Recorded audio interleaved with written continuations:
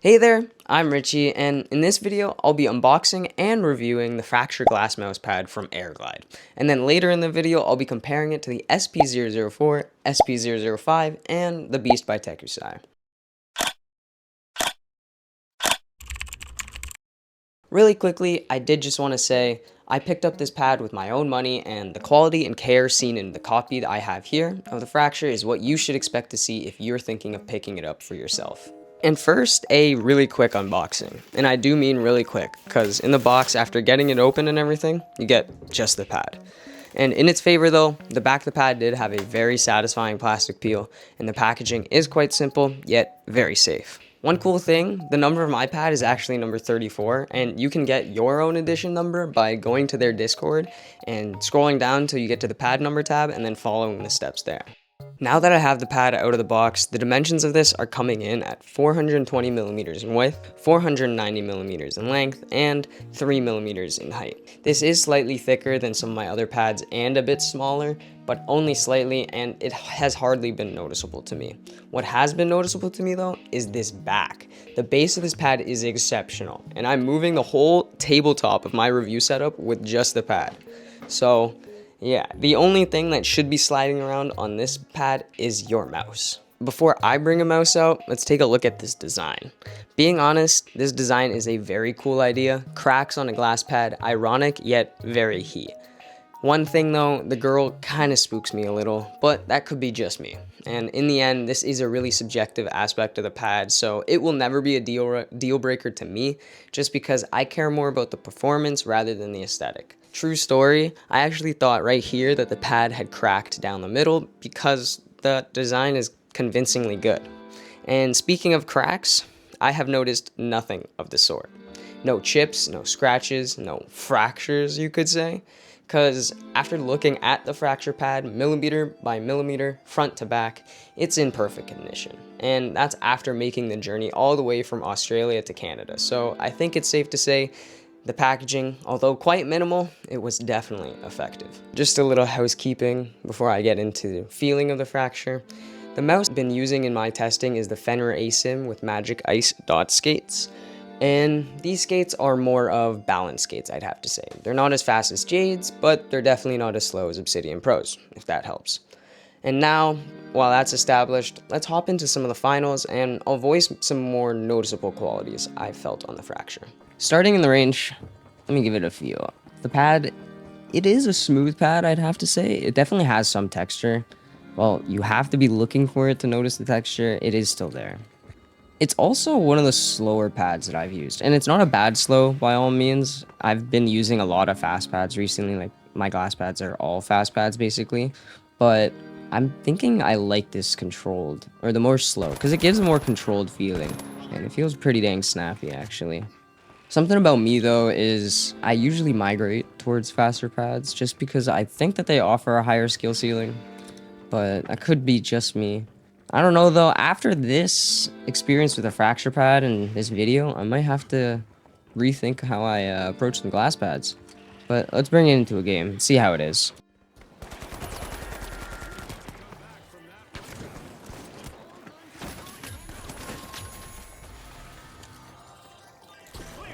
Okay, so while in game, I am noticing that things like my macro flicks are very well supported. Like the target tracking and long movements are very, very easy to do. And on the opposite end, things like the snappy aim and the micro transitions feels very good. It feels, well, on my other pads, they feel kind of floaty, but on this pad, it feels like it's very locked in.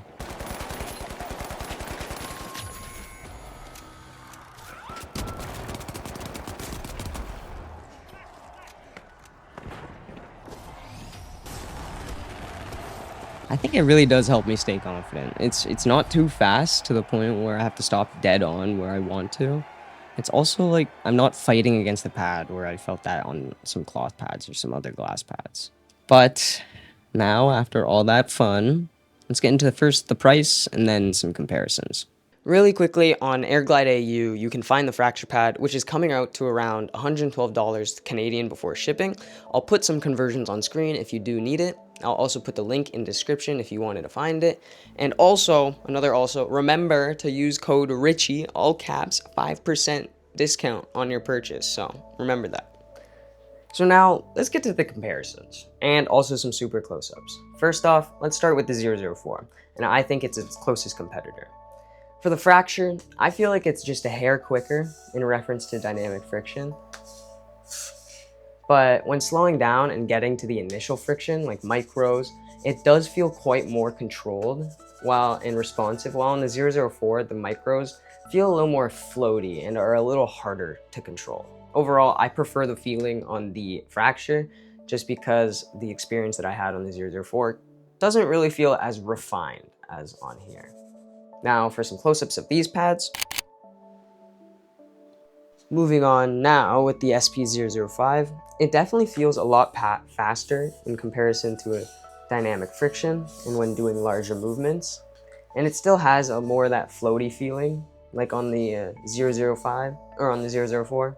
But doing some snappy movements, I feel like on the 005, I'm actually a lot more over flicking, while on the fracture, this is purely off of not in game, but it does feel like I'm able to stop a lot easier and get those really snappy aim movements on the fracture here.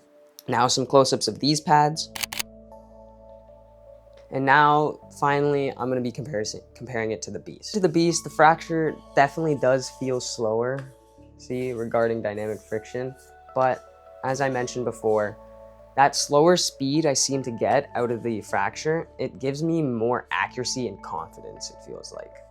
And on the static friction end, the fracture does have more static friction, and it gives it a nicer, snappier feeling, but by all means, the Beast still has some very good static friction in the low ends when you're trying to be very controlled. And now just some close-ups of these pads. In game, the 004 has a very similar feeling to the fracture pad, but in my opinion, the fracture is just a little more refined. For macro flicks and target tracking, they are very alike, but the 004 might feel like it has a hair less speed than the fracture. And then when it comes to micro transitions or static friction, the feeling that I get on the fracture is just more locked in. And it feels like it has better stopping power over the 004's slight floatiness, I have to say. With the VA SP005, it definitely is a faster pad. In the areas like target tracking or macro flicks, I feel that the 005 definitely has more of an air hockey feeling. But then when it comes to small flicks or micro transition, the 005, in my opinion, has a slight muddy feeling to it. While on the fracture, to me, it feels more locked in. It's almost like the fracture knows when I want to slow down versus the 005, it goes slow once a speed is hit. Okay, now the Beast. In game, it definitely is a phenomenal pad, and I can't say between the two which is definitively better because these pads are on each end of my speed scales, but I can say after pushing the limits that I have with a faster and faster pad, going to something like the fracture that has more control, it's comparable to paddle shifters versus manual, where with max speed, I feel like I have to maintain full control of everything and it's up to my raw input to be at my best, just like manual driving. But now with the fracture, it's like I can put more focus on using what I have learned with these faster pads and not have to worry as much about the smaller aspects of my aim, like slight overflicks or inaccurate micros. Similar to how paddles, you don't have to use a clutch and you can rely on the paddles. If you like those comparisons and want to see more glass mousepad reviews, I will be reviewing the Phantom by Tegusai within the next 2 weeks, and also the Zane sometime in October. So, if you wanted to see those, make sure to hit that subscribe button. And now, the last thing before my final thoughts is a new segment I'm calling Where It Cooked and Where It Crumbled. This is literally just the pros and cons, but it sounded cool to me, so let's start with Where It Cooked. Firstly, the feeling of tracking on this pad is absolutely nutty. I've always thought, oh, if my pad is faster, that means less resistance. And well, yes, it may mean that. More isn't always better. And with the fracture, it really feels like what I lose in speed, I gain in accuracy and control. Next, while getting snappy aim on a glass mousepad seems like a very difficult thing to do, fracture definitely helps me do that.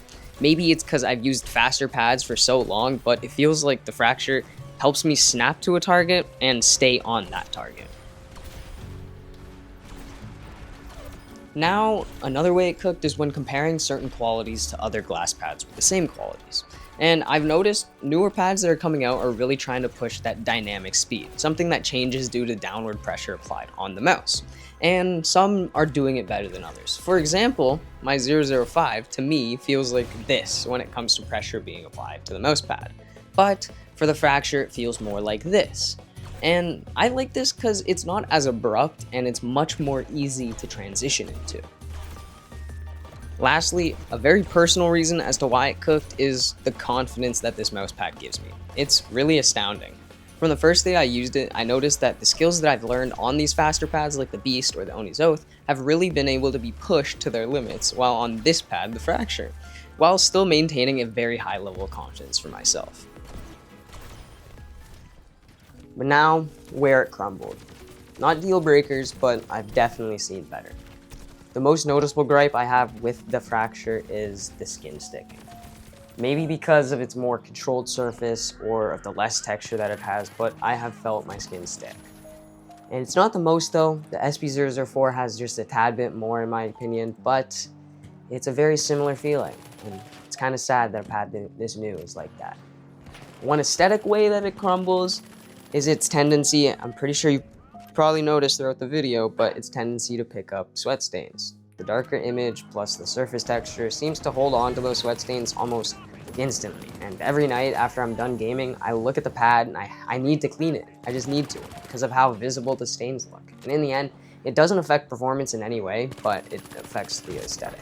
Of course, these aren't deal breakers at all, but this is one of the thicker pads that I've used, and it's coming in around the same height as the 004 and without the rounded edges as well. So I have noticed myself flipping the edge of the pad sometimes with my mouse or my arm when I'm trying to recenter or just put my arm on the desk, I guess. Now, a couple final things that I think might help, and the first thing I want to bring up is who I can recommend this pad to. I'd be able to recommend this pad as a first glass mouse pad. While you might also want to get a arm sleeve for it, the experience that I have felt with the Fracture was quite refreshing, and it gave me much more confidence in each and every one of my mouse movements. If this was your first glass mouse pad, the learning experience from it would be very straightforward and very simple. The last thing I want to mention is where this pad sits in my collection of glass mouse pads.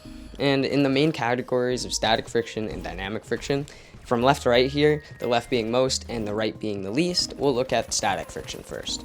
And in my opinion, across all these glass pads, the Fracture has the most static friction. And I'm just judging based off the raw friction here, so that's no pressure being applied on the mouse. And the same thing now with dynamic friction. Funny enough, it's actually not my slowest on dynamic. That does go to the SP004. And I'll also treat this section like an AMA, so feel free to leave any questions you have in the comments, and I'm happy to talk peripherals. Anyways though, that's all I have on my script, but before you go, if you did find that this video was helpful and you want to see more like it, you could always leave a like. Or don't, but it would be pretty cute if you did. Anyways, thank you for clicking on my video, thank you for sticking around, and ta-ta for now.